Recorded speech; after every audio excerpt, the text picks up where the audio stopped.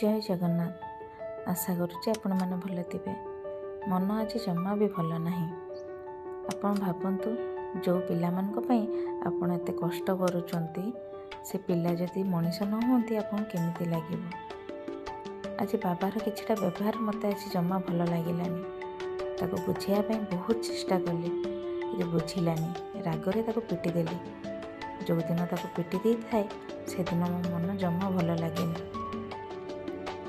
ତାକୁ ନେଇ ସ୍କୁଲ ସିନା ଛାଡ଼ିଦେଲି, ମନରେ ବହୁତ କିଛି ଚାଲିଥାଏ ଯେ କେଉଁଠି ଆମେ ଭୁଲ ହେଇଯାଉଛୁ, ଯେଉଁଟାକି ପିଲାମାନେ ଏମିତି ବ୍ୟବହାର କରୁଛନ୍ତି।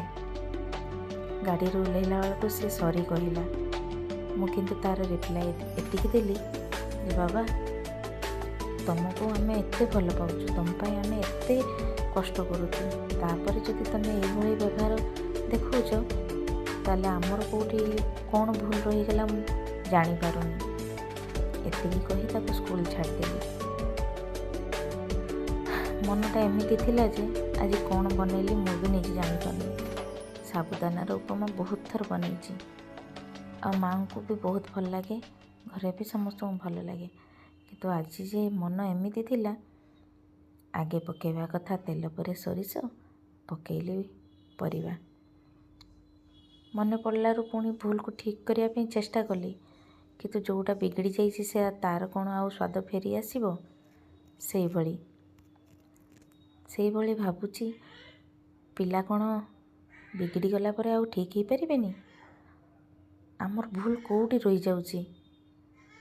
ଆମେ ତ ତାଙ୍କ ପାଇଁ ଯେତିକି କରିବା କଥା ସବୁ କରୁଛୁ, ଦିନ ରାତି ଏକ କରିଦେଉଛୁ।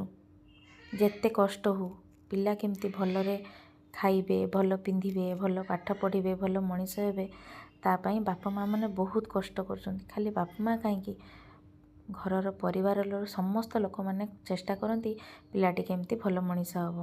କିନ୍ତୁ ତାପରେ ଯଦି ପିଲାମାନେ ବିଗିଡ଼ି ଯାଆନ୍ତି, ଆପଣ କ'ଣ କରିବେ? ଆପଣଙ୍କ ମନଟା କେମିତି ଲାଗୁଥିବ ଆପଣ କୁହନ୍ତୁ।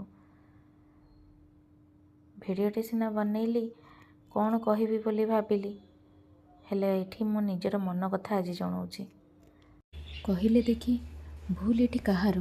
ପ୍ୟାରେଣ୍ଟସ୍ ମାନଙ୍କର ନା ଛୁଆମାନଙ୍କର?